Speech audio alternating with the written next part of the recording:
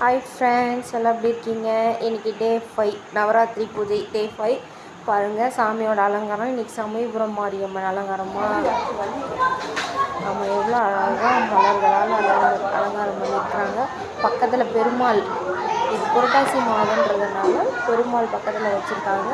அவருமே சூப்பராக அலங்காரம் பண்ணியிருக்காங்க. அவரையும் நம்ம தரிசிக்கிறோம். செம்மையாக இருக்கார் பாருங்க, லைட் செட்டிங் ஜூம் பண்ணி காமிக்கிறேன் பாருங்கள் ஃப்ரெண்ட்ஸ். நேரில் வந்து தரிசிக்க முடியாதவங்களுக்கு தான் நான் வீடியோ எடுத்து பார்க்க கொலு வச்சுருக்காங்க.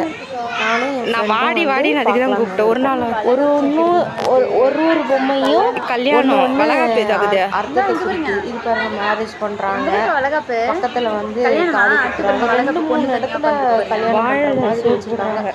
மேரேஜ் முடிச்சுட்டு சாப்பிட்றதுக்கு எல்லாம் லைனில் நிற்கிறாங்க. அதை பாருங்க, வளகாப்பு பண்ணுறாங்க. வராகி அம்மன் வந்து ரங்கநாதர் மாதிரி கொடுத்துருக்காங்க. அது வந்து இவர் நடராஜர், மீனாட்சி அம்மா முனிவரோட இருக்காங்க. நிறைய விஷயம் இருக்குது இதில். ஒரு பொம்மையும் ஒரு அர்த்தம் குறிக்குது பாருங்க. இது காட்டில் மான்லாம் இருக்குது. போன வருஷம் அந்த சளியே இல்லை. பால் கூட எடுக்கிறாங்க மக்கள். இது வந்து கண்டென்ட் கரெக்ட். இது என்னன்னு தெரியலையே. இது என்ன ரஞ்சி? இந்த பிள்ளை பேச மாட்டேங்குது, வைக்கப்படுது. நம்மளே பார்த்துக்கலாம். உத்து பார்த்தாதான் ஒரு விஷயம் தெரியுது.